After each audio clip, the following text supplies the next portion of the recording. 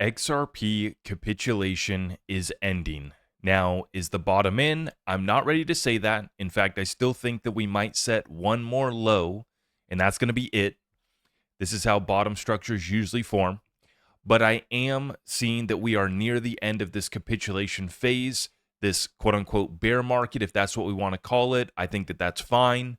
We're down over 70% on the swing for XRP from the high last year to the low that we just set, a 70% move.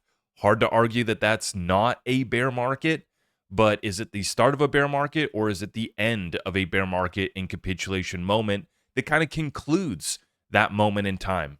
I would suggest the latter. It's why I got my final buy orders being placed. I'm still adding exposure here, not worried at all about the long-term trajectory.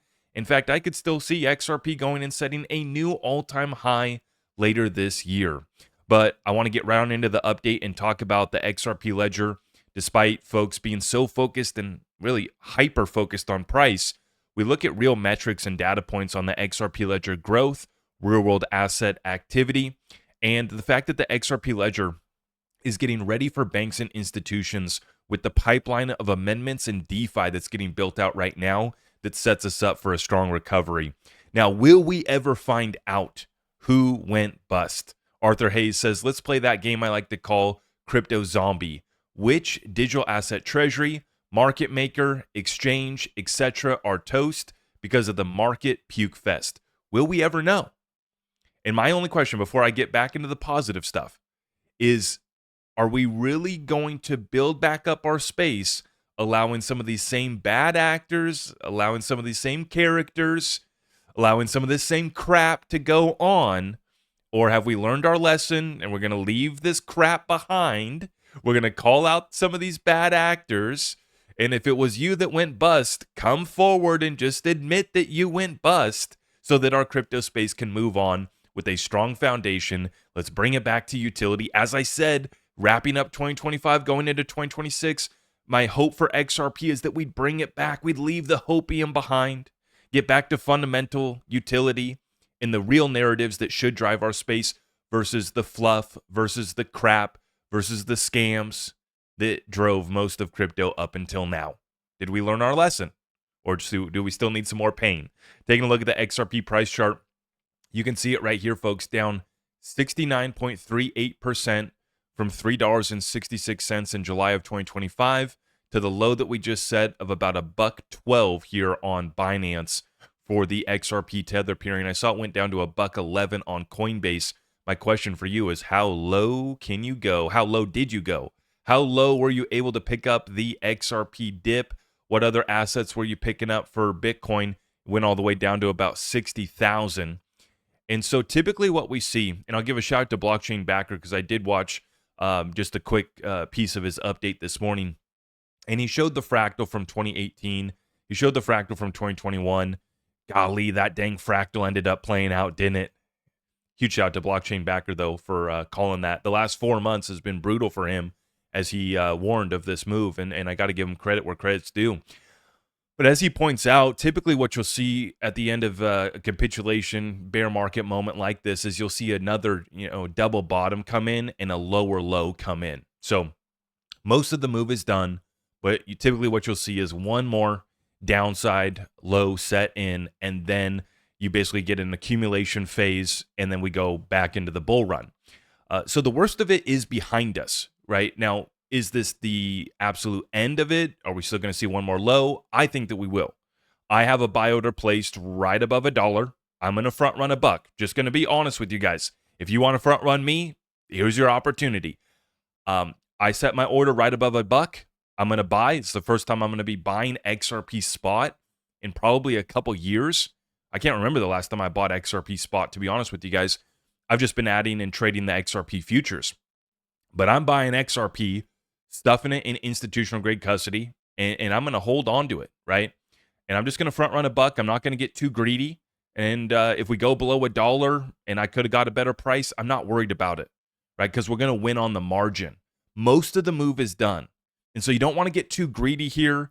I got people being way too bearish, talking about XRP going back to 20 cents. This is not the end of the world, okay? Now, So a huge shout to BC Backer. He says maybe one more low. I would agree, but he also points out that it's not necessary. So that's why I say don't get greedy. We went down to a $1.11.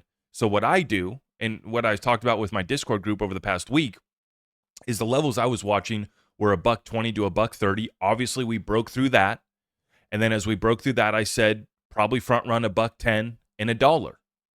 And so if you front ran a $1.10, you were able to get your order filled yesterday, basically on the low.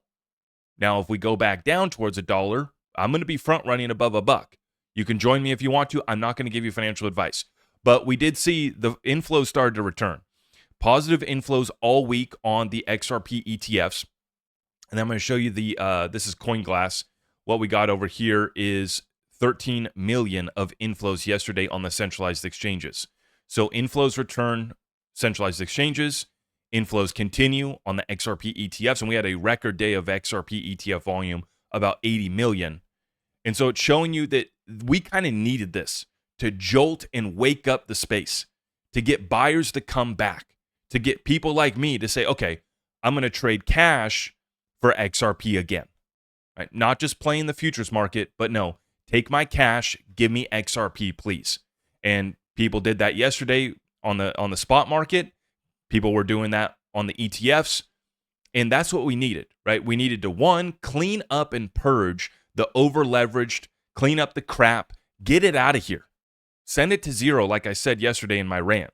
If somebody or something needs to go to zero, send it. Rip the Band-Aid off and let's get it done, so that we can start to build back up this space on a solid foundation, fundamentals, utility. Those are the narratives that I want to drive us in 2026. But let's transition here into talking about the XRP, already ready for banks, already seeing a bunch of bank partnerships, but it's only getting better from here. We got a clip right here from the CEO of Ripple Treasury, Renat Ver-Ek. Probably butchered that name, but let's run this clip. Yeah, I think I've had a lot of discussion with our banking partners. I think, look, one thing to recognize, the digital asset space is disrupting how the flow happens from traditional finance, right? But what I would also tell you is every single one of these banks are either partners or becoming partners of Ripple into the digital structure. Yep. Thank you, Crypto Eddie, for pulling that clip. Now, Masari, State of XRP Ledger Q4, and before I jump real quick, I hope that you heard him clearly, right? All of these partners for G Treasury, eventually, they're partners for Ripple. They get brought back to the XRP Ledger.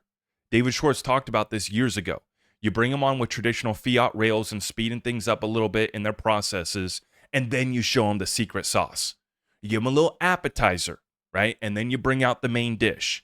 And that's always going to be the XRP Ledger, which continues to see significant growth. Masari with the State of XRP Ledger Q4 report.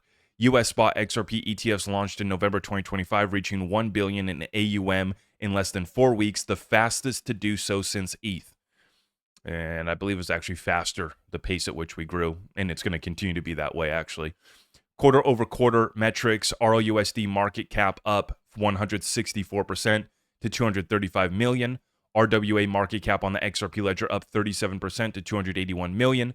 Average daily transactions up 3.1% to 1.83 million. So despite price being down, metrics up. And in fact, when you see the Q1 report come out from Masari, you're going to see that we actually, I think, doubled the growth on RWAs on the XRP Ledger. Had a big jump just in the past couple weeks. I saw Luke Judges, who's head of partnerships at Ripple. He reported that like one deal brought that RWA up significantly. And even the diamonds that just got tokenized on the XRP Ledger, that's bumping up RWA. And that was a test of commodities tokenized on the XRP Ledger that I love to see. Because if we can tokenize diamonds on the XRP Ledger, we can tokenize every other commodity as well. And that's what we want to see.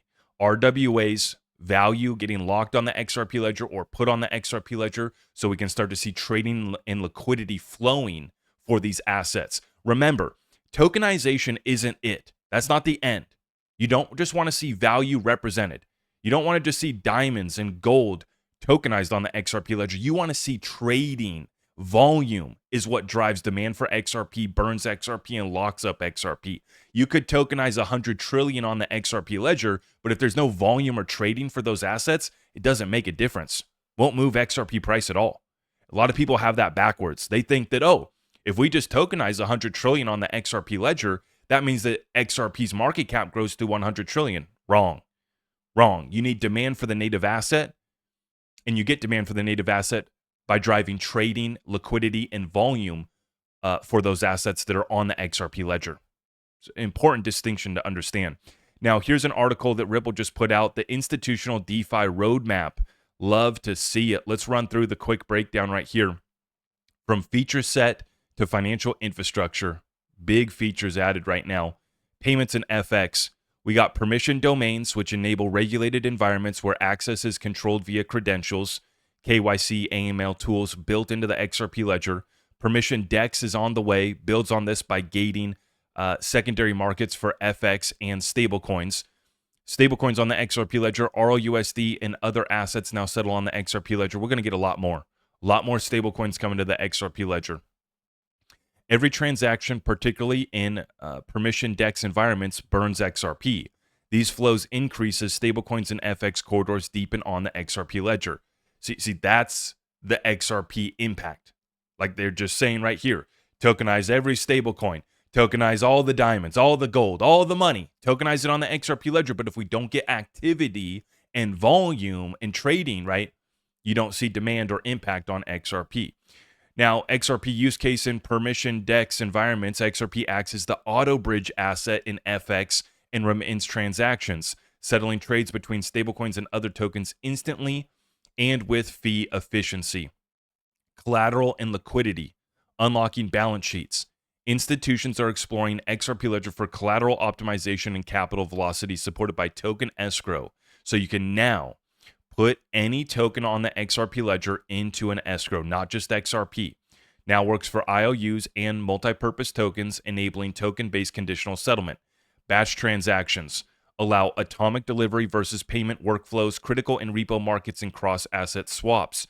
Multi-purpose token now live. The future of tokenization on the XRP ledger, allowing complex financial instruments, mutual funds, bonds, money market funds, to include metadata, restrictions, and structure without custom contracts. The XRP impact. MPTs, escrows, and settlement workflows increase network usage and require object reserves and transaction fees, all denominated in XRP. Asset managers deploying tokenized money market funds or high-grade collateral use XRP ledger for issuance, escrow, and delivery versus payment, all involving XRP at the protocol layer. If you haven't figured it out, they are specifically mentioning the XRP impact and use case for all of these use cases, right? It's not just about getting the banks to use G Treasury. It's about bringing them back to the XRP ledger. It's not just about Ripple providing custody. We bring them back to the XRP ledger. Even the partnership they announced, the integration with Hyperliquid. People are wondering, how does this drive value back to XRP? Well, it allows Ripple's existing clients to go trade XRP futures on Hyperliquid. Right? That's just driving more demand for XRP, and them enabling it for their institutional partners, helps them do it in a safe and compliant way, which is what all of these institutions and banks are looking for. Credit and financing. That's right, folks. It's getting exciting out here. Single asset vaults, pool capital, and token-specific vaults with optional permissioning. And the big one, this one's coming. XLS 66 lending protocol enables fixed-term underwritten loans with repayment automation. Together, these features comprise the XRP Ledger Lending Protocol to facilitate fixed-term, fixed-rate credit on the XRP Ledger. First loss capital and off-chain underwriting adds institutional-grade protection. XRP in lending. XRP can be both borrowed and lent. It also is the default bridge asset in FX flows and settlement. Real-world example, Evernorth is actively preparing to utilize the lending protocol to generate institutional-grade yield on its extensive XRP holdings. I hope you guys are staying locked in, folks. This is massive.